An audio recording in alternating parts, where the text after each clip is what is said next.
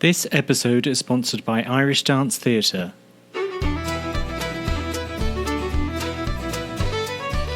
My name is Martin Percival, and you are listening to the Irish Dance Podcast, folk dance to phenomenon and beyond.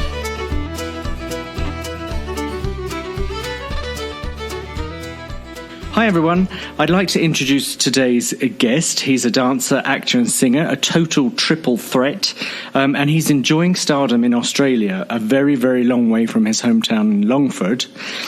Please welcome Bobby Fox. Dun, dun, dun, dun, dun, dun, dun. Theme music. Hi Bobby. Hello, how are you? I'm good, how are you? I'm good. We were just speaking very briefly before this as to how long it's been, and I think it has actually been, we met each other in Kerry, and I think it was in 2000 was probably the last time that we saw each other. That's right. Yeah. That was when you went on to do to Dance on the Moon, right? Did Dance on the Moon? Yeah. I think I was just about to jump onto it, so I jump on to the moon. Indeed. All that Irish dance training. I mean, you do get a really good vertical leap, so I was able to make it there. We had just done Dancing on Dangerous Ground in London and in New York very briefly, and then we were both. I think we were both thinking about looking at some different work and stuff, and then I did that, and I think you lived in Kerry for a while. Is that right? Yeah, just briefly, and then I went back and did Riverdance, and then moved over to the States. So yeah. Anyway, so let's before we get talking about the professional side of things, just briefly let the listeners know when you started dance, who you danced for, and that kind of thing. You know, the genesis of the whole Bobby Fox experience. Right. Well, it's the classic. It is the classic Irish dance story in that I was 4 years old, and I had at the time I had two sisters, and two older sisters, and they were dancing. You know, like as kids, they were probably 6 and 8 kind of thing. And then it was just a natural progression. They were dancing, and then I started dancing when I was 4, and I was with the O'Reilly School of Dancing in Longford, the local school kind of thing, and then just like years of just dancing away. And then when I was 11, I suppose I was quite a natural with it, like very natural rhythm, and sense of timing and. And musicality. And then when I was 11, I won. Was I 11? 11 to 13? 9? No, when I was 10, I won my first World Championships. I hadn't had much. Competitive success before it. The previous year, I had gone in for the Worlds and had gotten like. I don't think I even made the recall, to be honest. That happened to me my first year as well. Right, so yeah, didn't make the recall, and then the next year I won the bloody thing. Yeah. And then I won it 4 times. So it was 4 successive years, and then was doing school and had a couple more years of competing and stuff, and then joined Riverdance. Like auditioned for Riverdance. Riverdance was really at the peak of its boom. It had 3 companies and one what they called a fly-in squad. I don't know if they still have that. But they potentially do, for corporate work and things like that. Oh, I'm sure. And then that's how it all really began in Longford. 4 years old. Just as a kid, naturally, I sort of knew the steps already because I was quite musical and had a really musical ear. I kind of knew the steps from everyone going, hop 2, 3, 4, 5, 6, 7, jump 2, 3, jump 2, 3, jump 2, 3, 4, 5, 6, 7, jump 2, 3. Like he just sort of was like, oh, that's what it is. Jump heel down, hop, hop. Like he just remembered those like iconic sort of words and phrases and rhythms. Like it's so very musical, even when it's been drilled into you by your mother. Yeah, no, it is. Yeah. That's a good point, actually. I like that, because even when you take your teacher's exam, you have to lilt, and the musicality was really important to me as a dancer as well. My teacher was huge on it, But you say you won the World Championships, however, four times, and you say it so flippantly, like the competition is huge now, and I just think that's the pinnacle of the Irish dance world. How was competition for you? Did you find it easy? Yeah, I did. Competition was more about me hanging out with my mates than it was about like game face and all right, it's game day. And I think obviously, I'm really not in touch with the competitive world as much now, right. Where my focus is more on theatre and live performance and acting and I still dance quite a lot, but it's very rarely Irish dancing. But you throw in a few tricks every now and again, to keep people on their toes. But no, I can't say that it was easier, but to me it was practice, and what really everything that has been installed into me about and any further success I had outside of Irish dancing, which I'm sure we'll get into later on, really came down to the fact that I was taught from a very early age, you're nothing but what you put in. You're nothing but your homework. You're nothing but your practice. Yeah. And really what happened was after, because I was so successful competitively, then it started to slip away because I didn't practice as much. And I can't say that I practiced. I have to say that my mum was really the instigator when it came to the practice, and I was a good lad. Good boy. Well, I was, absolutely. Yeah, she was like, put your shoes on, and I was like, okay, sure. Shoes on. What are we doing? Do your reel. Reel it is. Let's reel it in. Right. Reeling me up there. And it's in a tiny little kitchen and in a tiny house in the middle of a tiny county in a tiny country. It's very much what it was, but that repetitive nature, that the doing the same thing over and over and over again. And we practiced twice a day. I didn't practice on Sundays, but there was usually a competition on Sundays, a fesh somewhere. And then there was class on Saturday, and I didn't practice there was a 3-hour class on Saturday. But again, class to me was like class. I get to hang out with my mate, Sean, and so I was like, cool, I got to hang out with him, and we were like, Bob, do your reel. Yeah, did the reel, do it again, practice this, do this, yeah, do it. Okay, put your hard shoes on, and then you wait around there for about 20 minutes or whatever. And so we were just at the back, messing around or whatever, like having a laugh. So that to me, yeah, like that was that. Like that's what competition really was to me, and it was really, the competition wasn't the hard bit. I suppose I did get nervous going on, like at the Worlds or the All Irelands or whatever. Like you'd get nervous about when you're about to go on or whatever. But nothing that I remember being crippling or like it was more just cool. It was just an extension of practice, really. Yeah, no, I agree with it, and all of that is wonderful. I really like the fact that it's dedication and it is the repetition and it is perfecting things. And it sounds like your mum was really instrumental in that, and that's absolutely brilliant. I mean, it's a hard world now with the level of competition, but I think that the principle is still the same. It's just you have to do the work. Well, it's nice to hear that it is getting harder and that there is more competition.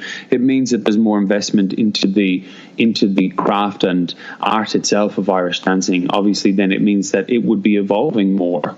I'm sure then there are negative things to that,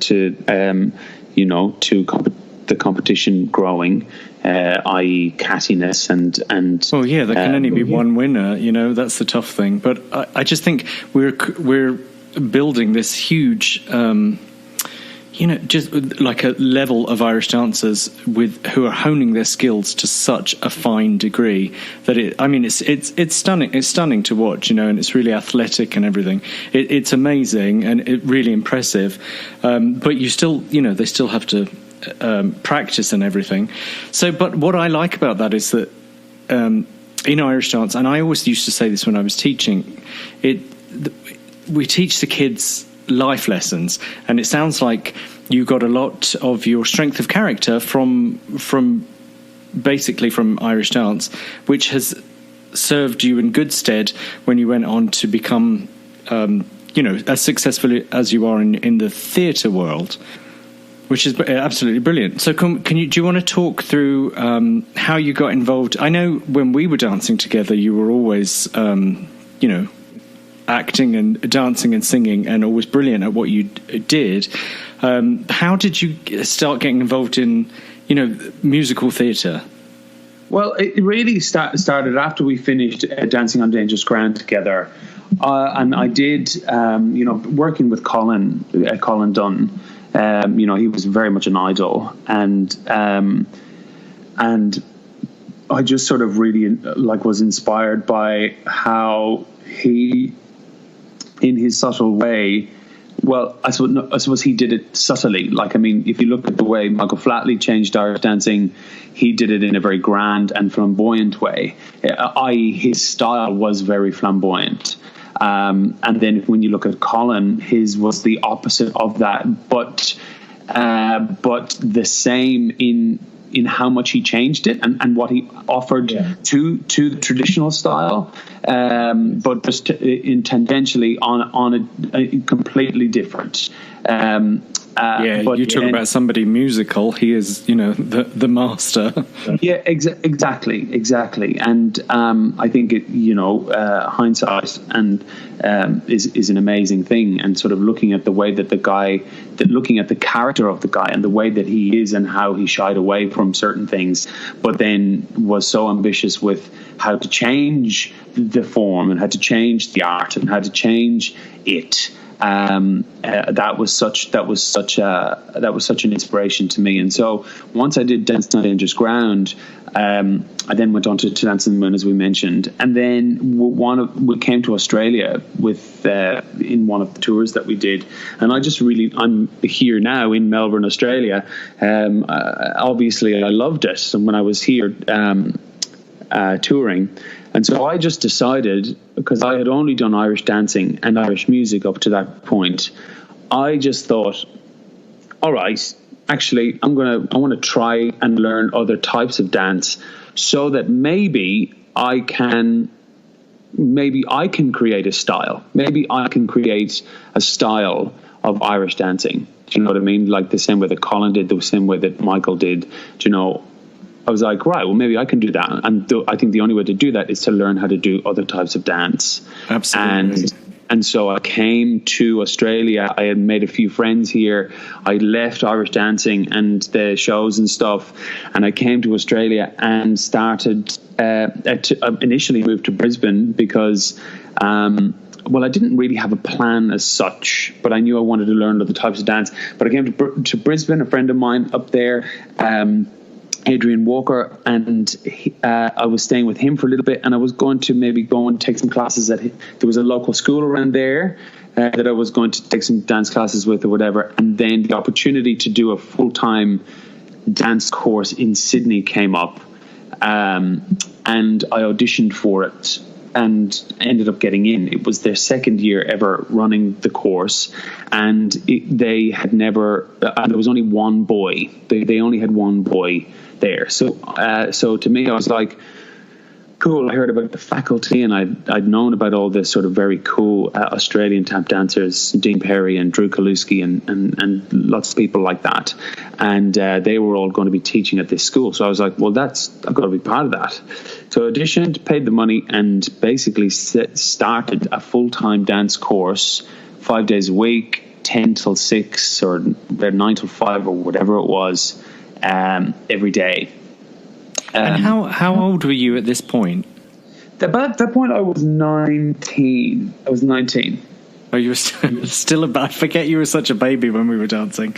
When we were going, yeah, well, because I started Riverdance when I was 15. Now it sort of thinking about it now, when you look at it on paper, it's like, who the hell said yes to that? Right. What series of yeses led me to then donning the ensemble blacks of the Riverdance costume department and getting up on stage and treble cutting my life away for a year. So, you know, who were the people that said yes? But a lot of people had said yes, and including my parents, and including me. And again, it wasn't that thing of sort of going, I had this grand ambition. I see the lights, everybody. It was more just that I was like, yeah, cool. I'll do that. Absolutely. Yeah, I can do that. I can absolutely do that. Well, it's led you on to wonderful things. So you did this full-time dance course. Talk about that, because that sounds fascinating to me. Yeah, I did this course. So it was ballet, jazz, contemporary, tap. There was singing and drama in there. It was predominantly a dance course, but it had singing and drama. Like as in, we had 3 hours of singing a week and 3 hours of acting a week. Now, I would call those more of an introduction to acting and singing rather than an actual in-depth course, i.e. technique, training, breathing, acting technique, acting styles, script analysis, whatever. Like nothing as such to do with that. More of an introduction to, sort of, I guess, developing the emotions or the access of emotions within.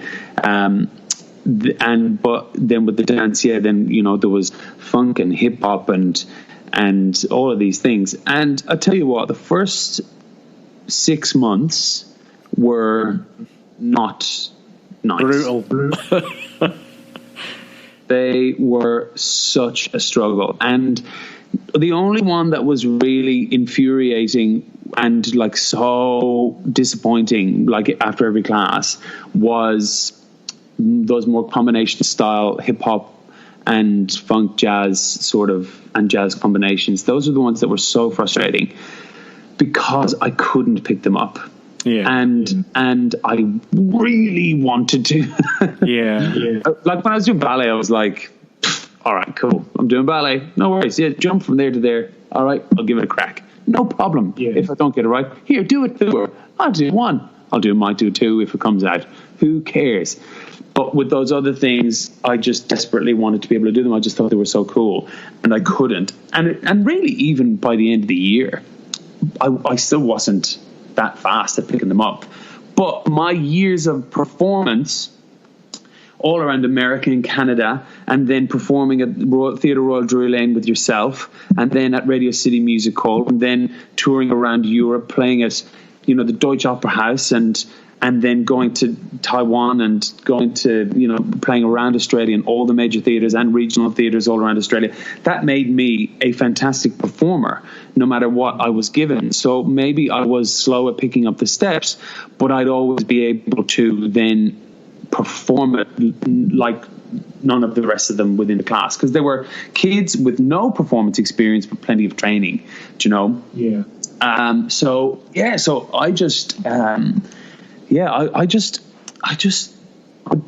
missed one day. I missed one day of that course. And that's because someone asked me to do a gig for them. So You've got to take the money, right? I was like, well, not even that. I was just so excited to do a performance that wasn't Irish dancing. Yeah. Do you know? Absolutely. So I said it to. I think I said it to the owners. I think I said it to the owners of the course. I was like, I've been asked to do this gig. Can I do it? Like, I'd love to do it. And I think they said, I think I either did that. It was either this story that I'm telling you now, or it's the story where I actually said, "Oh, I was really ill." I can't remember which one. But because my relationship with them is so good, I think maybe it was the first one. And I think they might have said, right, do the gig. Just don't tell anyone. Just say that you had a bug or something. Just do that. Because otherwise everyone else will be asking for days off and the whole lot, Yeah. and I did the course, and I finished the course, and then the graduation performance, what they call a graduation, or just like a performance thing of, hey, we worked really hard, now see us, will you represent me? Performance, I think that's what they should call it. It might be a long title, Bobby. It's a long title, but graphic designers are really good these days, and but it was great. It was great. It was cool. And then I just had all this attention, people coming up to me and saying, hey, we're from this agency. Will you, if you want, we'll represent you. And then I already knew who I wanted my rep to be, and they contacted me straight away. And then I came to back to Ireland, and I went back to Ireland and was like, with no plan. I didn't necessarily know what I was going to do. But then I just realized very, very quickly while I was at home, I was like, I have to get back to Australia. I just have to go back. So booked the flight and just went back, Yeah, good. Well, good for you. I mean, I think it was a natural fit because you were always very good at whatever you were given when I saw you dance. So when I found out that you were doing more different styles of dance and musical theatre and singing and everything, it just seemed to make perfect sense to me. So right. Yeah, that's nice. So I do remember people, our dressers in Dancing on Dangerous Ground, in that beautiful theatre. The dressers had said to me, like, one night when we were out boozing, we were out having a few drinks, and we were all together, and they were like, you don't dance like an Irish dancer, you dance like a dancer. You need to learn how to do that. Yes. And I was like, oh, okay, cool. And they gave me Tap Dogs. They gave me Tap Dogs on DVD to watch because I hadn't seen it. And then which is by Australian tap dancer Dean Perry, who put the whole thing together. And then I was obsessed. And then, subsequently I've worked with Dean. I did Hot Shoe Shuffle, which is a show here that he was co-choreographer of here, and I was able to tell on that story. We've worked on actually a few different projects together, and like we're mates. And so that's a really, really cool and just a really cool full circle thing. Yeah, it was. I think, again, as I said, retrospect is quite a clear thing, and obviously everything was kind of leading to this, but nothing was either, because it was really just going on kind of instinct and going, yeah, I'd like to do that. Yeah, I like doing that. Yeah, I'll keep doing that. Yeah, I would love to see more opportunities for Irish dancers to develop skills in that, just in learning different dance forms and that kind of thing. I just think professionally and from a performance aspect, the more we can learn, the better it would be. I remember being a kid and my teacher saying to me that I couldn't do tap and ballet because it would ruin my Irish dancing. And she was probably right. It probably would have ruined my dancing for competition. But, as we get older, I always regretted the fact that I had never done any other forms of dance.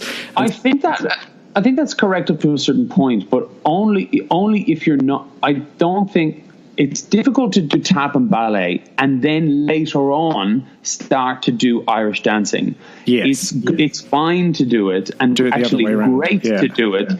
If you're doing it at the same time, in conjunction with, you can learn different styles of anything at the same time. I just see people, if I ever try and teach them any sort of Irish dancing, they instantly go to their ballet and their knees just go out. Yeah, Yeah. And it's an impossible thing for them to understand having the legs crossed and feet turned out at the same time. Right. And being able to keep that seems to be. So I hear what you're saying, but I actually think if it's done in conjunction with, it actually just empowers the Irish dancing completely.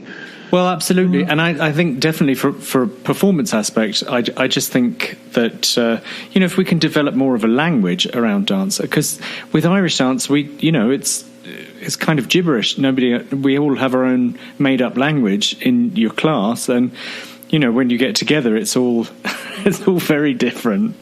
Yeah. But it'd be funny if one day someone went, right, we're going to make a universal language and Irish dancing language, and we're going to base it around Irish, Oscailga.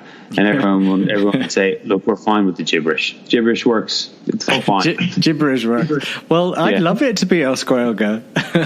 Yeah, I don't speak much of it myself, but I would learn. Actually, I think they're trying to, bring a bit more in. Yeah, it makes sense. Absolutely, it does. I just think it's like people going, it's another thing to learn. Oh, I think it'd be great. Yeah. Well, there's an amazing school here on that topic. There's an amazing school here, and I always saw them Halloran's in Sydney. Their entire studio is not just is multifaceted. So it's Irish dance, it's ballet, it's tap, it's jazz, it's the whole bit. And every year at the Australian National Championships, they're always such a dominant force. They're girls, and you can spot their girls a mile away. Like the athleticism, the strength in their legs, the flexibility, like their rhythm, their style. They're just like so fantastic. So yeah, I think the opportunity, I just kind of think, I'm just not that sure if there's that many sort of ballet / jazz / traditional technical dance schools in Ireland. Are they? No. And I definitely think that the Australians have a bit of a head start on the rest of the world. I know that whatever they're doing in Australia in terms of the cross training and different dance styles is a little bit, in my opinion, a little bit more where I see the world of Irish dance going. So, it's exciting to see. It's very exciting to see. It's a whole different world down there. Yeah. But you are so successful in Australia, and I'm so delighted for you. I always knew that you would be successful, but how has that been? I mean, how often do you get back home, and how many people know how successful you are? I suppose that's a tough question to answer, because how long is a piece of string? But but I get home pretty much about every 18 months. I'm home, and yeah, like I don't. The people at home do, within the family constraints, and I mean, in Longford's a small county, and there was never really that much going on, so. People generally know me as the dancer, if they know of me, kind of thing. But my mum would be more the champion of that, because mum is quite well known. Mum and dad were both quite big in cultus in Longford, as in they ran it for quite a long time. They don't anymore. But then, I don't know. They've been out to see you though in Australia, have they? They've been out a few times, yeah. Mum has been out more than Dad. Dad's been out twice. Mum has been out 4 or 5 times to see various shows. Jersey Boys was the big one that they came and saw. I played Franki Valli in Jersey Boys. So how was that? I mean, you were the first one in Australia to do that, right? Yeah. So I was the original Franki Valli. I love it. It's amazing. Yeah, that was a wild ride. That was huge. That's as big as it gets, I think. That was probably the biggest show to ever come to Australia. And I was the guy. I was that main guy. And again, it was like it was one of those things. You can dance, and then when you're put on stage, you learn to perform. But but then doing Franki Valli, I could sing, but then doing Franki Valli every night, I then became a singer. Do you know what I mean? Brilliant. Absolutely. So, before that, I was known within Australia, within the Australian performance community. I was, predominantly a dancer who could sing quite well. And then as soon as I did Jersey Boys, then I was Bobby Fox, the singer who dances quite well. Yeah. Oh, do you know what I mean? I wasn't lying when I said you're a triple threat. You've got it all, which is Well, it's just, and the thing is, the Frankie thing is like one of those. it's one of those casting briefs where you have to be under a certain height, have a certain look, have a certain vocal range, which is quite huge, and then have a certain and a certain age range, and then you have to fit in within all the rest of them. And so it's like, I mean, there is a certain dance requirement, but it's not huge. It's more like a plus. If you can dance really well, it just adds to the charisma of the character. And then the acting the script is so well written and so well formed within Jersey Boys that you just have to let it do the work, and that in itself, that was another thing. Doing Jersey Boys made me an actor. Rather, like I was good at acting when I went in, but it was chalk and cheese from when I started to when I finished. That's for sure. That's for damn sure. So yeah, look, it was huge. It was absolutely huge. It will and always will within this country define my place within the industry. Certainly, whenever I do any other shows, whenever I do any other musicals at any time, it always comes, or any shows that I'm doing, any productions that I'm doing, it just says that it always comes down to, if I'm doing promotion, whatever, you remember Bobby Fox was Franki Valli from Jersey Boys. So it's one of those things you have to embrace, otherwise it'll send you crazy. But it put you on the map, and I mean, you've just done so much. What's in the future for you? I guess that's a good question. It's very much a sort of transition phase for me at the moment. I have been doing so much performance and acting and singing and for years. I actually really want to, when it comes to performance, certainly within Australia, the work can either be very lush or very few and far between in terms of productions and stuff. And when you're going for leading parts and front parts or whatever, it doesn't matter how good you are at certain times. It really comes down to how suited you are to the part.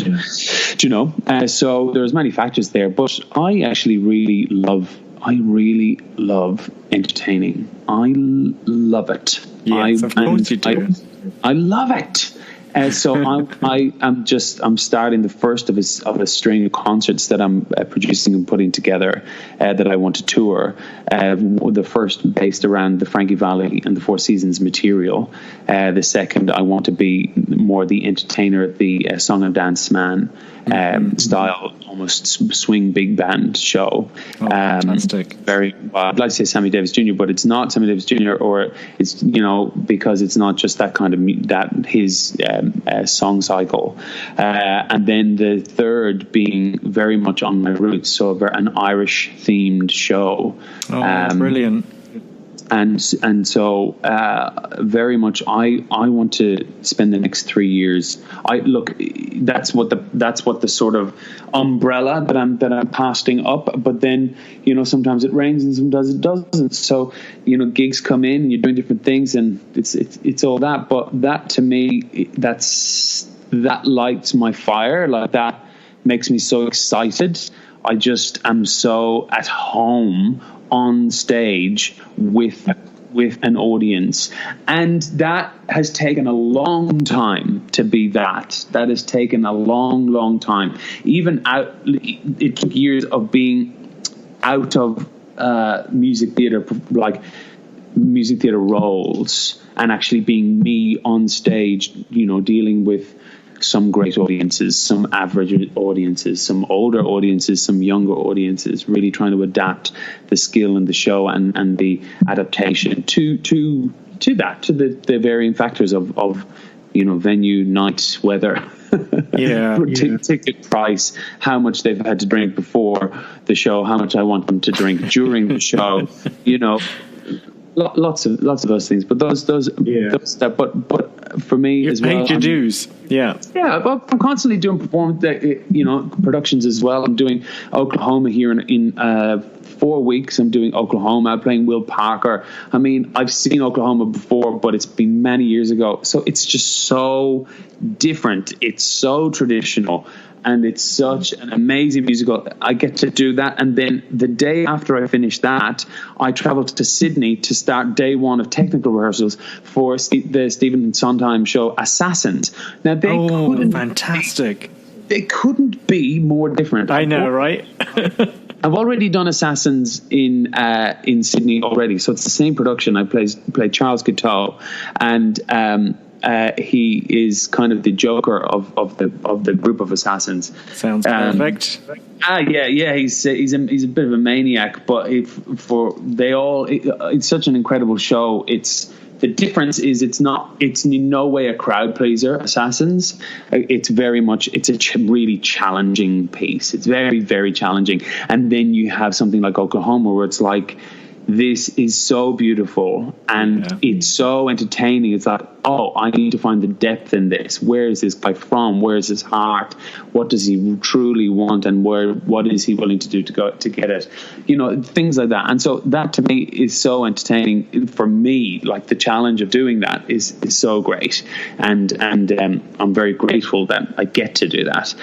But what's really in the back of my mind is like really being that entertainer, that the showman, the guy, the guy that it's Saturday night, honey, what are we doing? Oh, Bobby Fox is playing. Let's go and see him. Do you know what I mean? That kind of thing. Oh, it's brilliant, Bobby. It's absolutely brilliant. So, will you ever be over this neck of the woods? I mean, you're so successful in Australia, but do you ever perform in the States or back home, or? I haven't performed at home ever. We're not since Irish Dancing. The last time I performed in England was with Dancing on Dangerous Ground.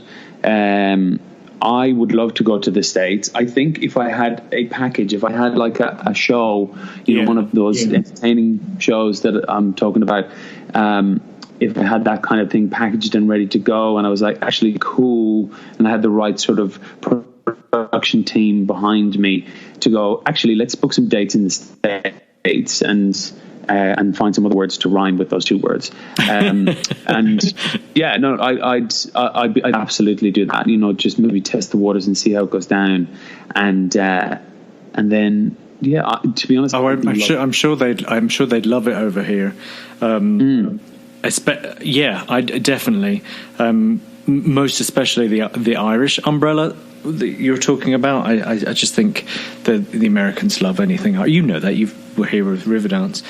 But I'm so delighted that everything is going so well, and it's just amazing to me, and hopefully for the listeners, that it all started in a tiny little town, and at 4 years of age, we're going to an Irish dance class. And I just would like Irish dancers to know that it's a big world out there, right? Yeah, it is a big world. It's and it's also, there's loads of time. Yes. There's so much time. We think there's no time. There's an illusion that has been cast over us that as dancers, as Irish dancers, or just as people, humans. Yeah. There's an illusion that's there's this magic veil that's cast over us that we don't have much time, and sometimes it can feel like that because time itself is just relative. But I think that. I love that Tony Robbins quote, people overestimate what they can do in a year and underestimate what they can do in 30. Yeah. And I think that's obviously got to do with it's just mind space and that. But at the same time, there is a lot to be gained from maybe the illusion of time, or the illusion of no time or little time, because it makes you work harder, it makes you focus harder, or whatever. I guess it's I think we get the benefit of being able to look back as we get older, and then we see that we had a lot more time. But it's very important that you know, I mean, especially when you're working towards things as a dancer, you've got your goals, the world championships, you know, that kind of thing. Yeah, and those are important, and those set up the year for you. And you're like, oh, if you're really focused on it, then it's like, cool. Actually, all right. Well, I'll write a year. You know, maybe write some goals for a year and for the year, and see what I can do in those things. Like, absolutely. But I think life always goes on. It's always going on.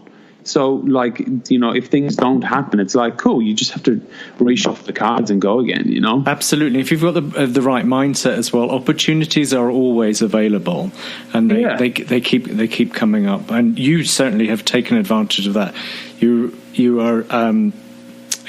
one of my idols. I'm so impressed with what you've managed to do in your short career so far. You're still a youngster. Well, thank you. That's very, very sweet. And you know, talking like this, you know, I don't often do interviews and things of this nature where, you know, it's sort of starting from the beginning and going forward, and then hearing back, you know, being able to sort of go, oh, it happened in a blink of an eye, but it was, you know, 20, what am I, 35 now, and I started when I was 15, so 20 years of essentially hard work and enjoying myself. Grind, you know? Yeah. It is grind, but the great thing about the performance being a grind is that you have to do it. Yeah, there's no ifs or buts, yeah. When you're booked on stage, when you're booked for the hour call at 7:00, and you have got to be at the theater, and you start the warm up and you do the show, and there's an audience there. There's no better practice than that. You know, that's focused time. There's no way that you're going to stop yourself from doing. When I was doing Franki Valli, the big thing for me, it's like arguably one of the hardest vocal roles in music theater history. And like, because of its specificity, and it's when I was going in, my main thing was that I wanted to finish the show stronger than when I started. Yes. So then it became about almost like vocal fitness for me. Mm-hmm. So my warm up. So what I did was I was like, cool. Well, what do I need to do here? And then I figured it out. It took about 3 months to figure it out, and then I realized what I needed to do was an hour. We've got to get into the theater 2 hours before the show, do an hour-long vocal warm-up by myself, then do the group warm-ups, and then do the show, and then do about a 20-minute cool-down afterwards. And then that would be that's how I kept my voice in check, basically. That's real dedication, Bobby. That's fantastic. But it is really, I think that's a huge important piece, is that, you know, you have to look after your instrument, right? If you're a singer or a dancer, because otherwise you're not going to have any longevity. I think that there's more present now anyway from what I can see from like the very brief windows of performance and stuff that I see, like things that pop up on Instagram and stuff. I see that people, they know how to warm up better and stretch better and cool down better. They know how to do that. Look, when I was dancing, when I was like competitively dancing, I did the reel once. You do reel once. That was your warm up. That's your warm. Now you're warm. Like, we didn't do like, okay, get your heart rate up to above 100, and then let's then go and do like, we'll do 30-second stretches, no pulse stretches, you know, we'll then do some dynamic stretching and then move from here, and then, okay, let's do abs, now let's do some explosive work, and now let's start the thing. We're like, reel once, reel, go. Done. Yeah. You're warm, now we'll do it full out, ready, and go. Like, so that was... You know, that was the case. That was that. So I think the education for fitness and education for anatomical education is absolutely more prevalent and more there. And that's an amazing thing, because it is a sport. It is very much. It is a physical sport. It's like, and that's what I mean about liking the effect of competition on it, because it develops the. It just develops the nature of the dance itself. Like, so it becomes so specific, and you really need to work hard and whatever. Like, I just would hope that its soul is still there, i.e. the soul of Irish dance and music is very, very community based, and very much that it's about enjoyment and about heart and about needing the music and dance because of hard times and because of what it does for your soul. Irish music, what it does for Irish dancing, what it does for your soul. I have a cruise ship, like a guest entertainment show that I produce, and I'm just putting the finishing touches to it at the moment, before I start these shows, before they set sail. And we were on board and we were watching one of the production shows, and one of the numbers sort of had an Irish number to it. Not that they were doing Irish dancing, but it was to give a folk atmosphere. But as soon as the tune came on, the audience, you could just tell that the audience were livened up about it, and they were really it was an exciting part of the show. And what's nice about being away from it is when you see it or hear it again, you get to be a first time listener again, and actually and feel what it does to you. I would hope that with all of the progression of Irish dance, and certainly within Irish music, every time I'm home, because my family are really big into Irish music, I really see like they're delighted with how Irish music is going, because the community is growing larger and larger because of YouTube, because of Instagram. Yeah, absolutely. Because people want to practice more to put up good product or good material and media online, but B, because they see other people do it and they're inspired by that. I think that is, I think for all of the negative stuff that we get, that we attribute Facebook and Instagram and YouTube to, I think there are some major benefits, and that's you can see how people can learn far quicker without having to travel the entire globe to see things and go, oh my God, that is possible. How do I figure that out? So I would hope that it's all that both sides are evolving. Yeah, I would too. I love everything that you've said. Part of the reason I wanted to start this podcast was because I believe that we should celebrate our community and just to have a little bit more collaboration. And I really do think that with social media and just with the internet in itself, the world is so small now, and we really can celebrate what's happening with our art form. But I agree with you. I think the soul is still there, very much so. But thank God.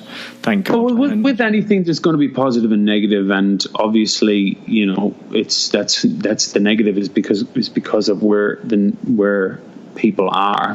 Some people are not good in their lives, and so they use these mediums to express their negative feelings. Right. But I think that you would hope that with the focus on the ability to create a larger community, that can be that aspect can be celebrated, as well as good old-fashioned narcissism.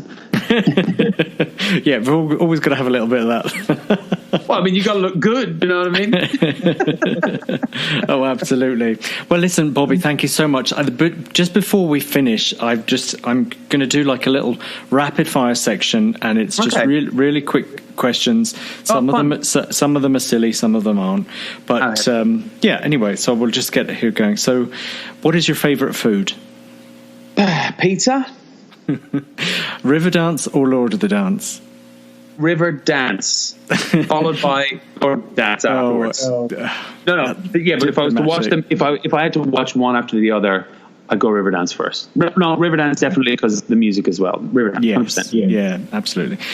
Best piece of advice you've ever been given? Smile more. Oh, you've always had a great smile. No, but I mean professionally, like they went, "Hey Bobby," I was doing a show, and they just said, the girl came up to me and said, "Hey Bobby, smile more," and I was like, "Oh, that's a great, thank you." And then I've always remembered, I've always gone, "Wait, just whatever you're doing, just smile more." Yeah, enjoy it, right? Yeah, exactly. A book that has changed your life? At the time, the only thing that jumps to mind is the first time I read Conversations with God, which is odd because I don't really find myself to be a believer in God, but I loved it. I wouldn't call myself atheist. I call myself kind of agnostic. But right. Conversation with God, the first one. Pineapple on pizza, yes or no? Yeah, 100%. Yeah, weird. But good, only if it's on Hawaiian, not on like on a Supreme. Okay, and then lastly, any advice to aspiring Irish dancers? It can be, competition or professionally, but just some advice. Anybody that's involved in Irish dance. Try and figure out the reason why you're doing it, but just keep doing it. That's brilliant. Absolutely. Well, thank you, Bobby. You've been an absolute pleasure to interview. I absolutely love talking about myself. Of course you do. Who doesn't?